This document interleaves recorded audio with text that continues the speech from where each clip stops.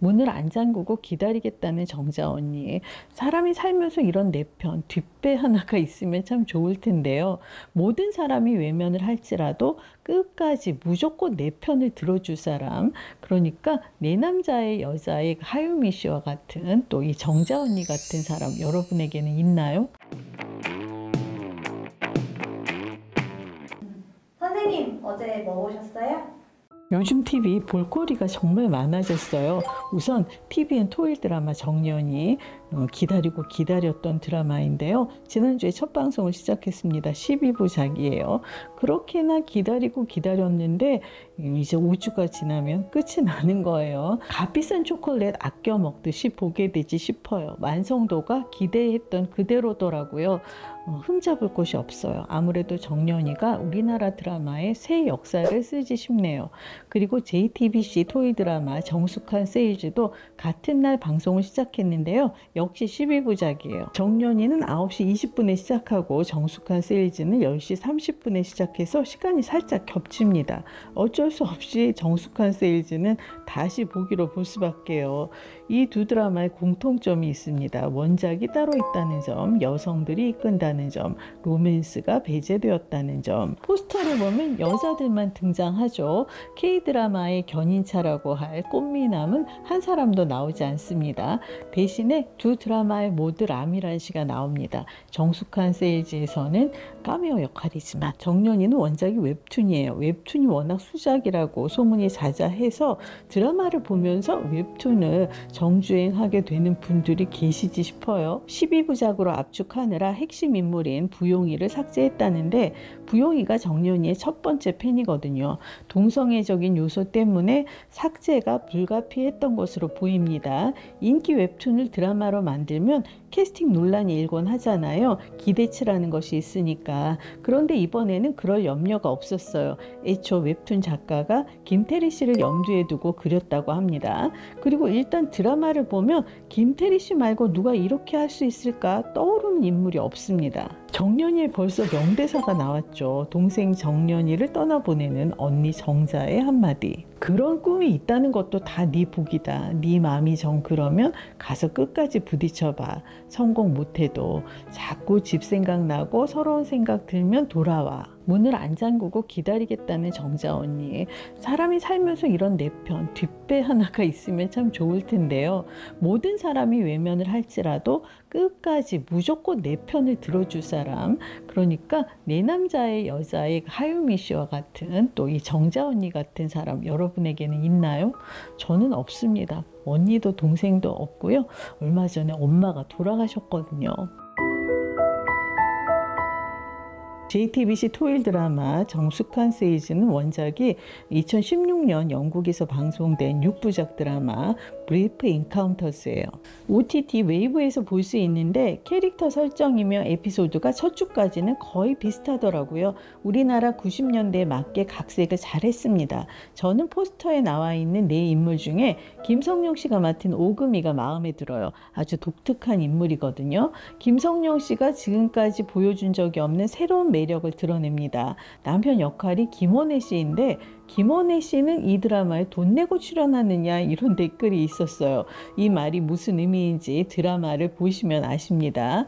네 사람이 야한 속옷 또 성인 용품을 방문 판매하게 되는데 모자이크 처리를 하긴 했으나 성인 용품이 등장합니다. 실은 얼마 전에 종영한 TVN 드라마 손해보기 싫어서에도 모자이크 처리한 성인 용품이 나왔습니다. 저는 옛날 사람이어서 드라마 속 90년대 여자들처럼 그 성인용품의 실물을 한 번도 본 적이 없습니다.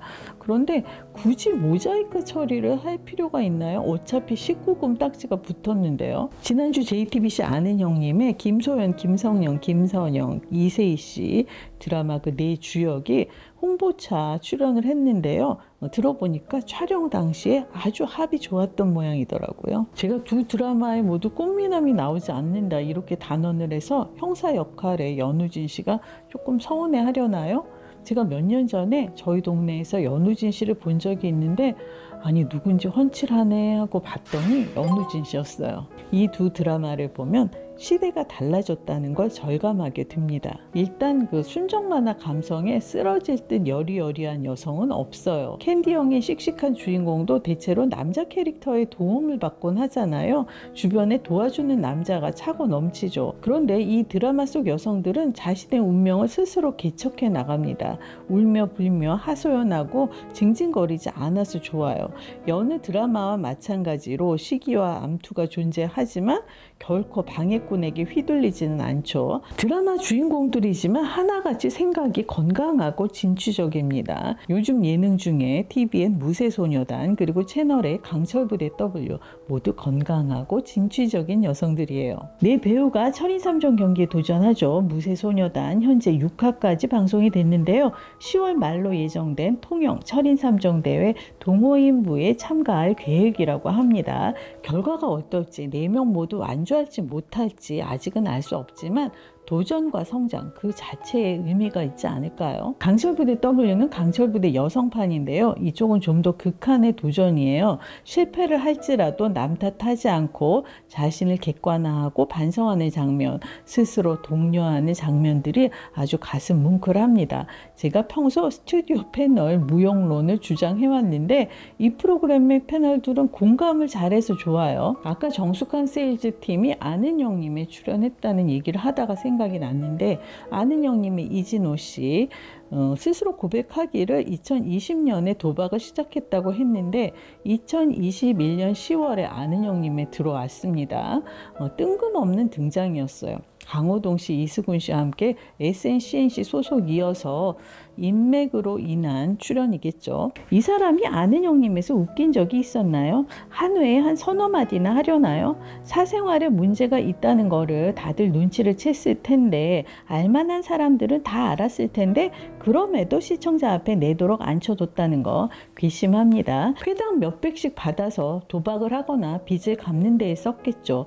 방송사마다 교양 쪽에서는 긴축 경영을 한답시고 제작진 인력을 줄이느라고 아주 난리들인데 예능 쪽에서는 이렇게 출연료를 낭비하네요. 앞서 말씀드린 생각이 진취적이고 건강하다. 요즘 추세다.